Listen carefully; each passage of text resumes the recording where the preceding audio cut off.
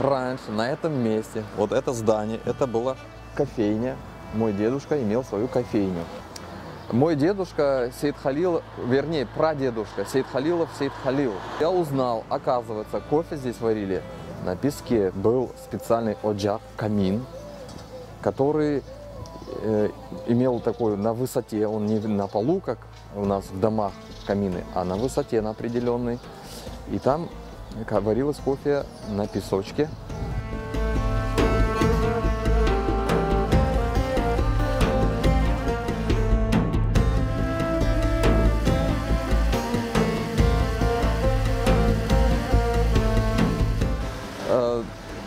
Был чебурек Давул, в таком сосуде он ходил и разносил, продавал чебуреки.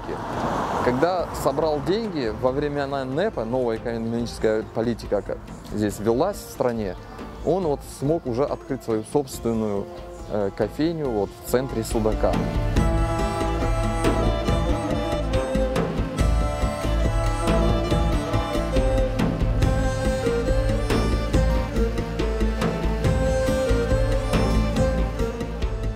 Я узнал, конечно же, рецепт, как дедушка варил кофе. Очень простой. В джезве он клал по вкусу, добавлял вот кофе, сверху заливал холодной водой. Вот. Только пенка поднималась, он убирал. Все, кофе готов.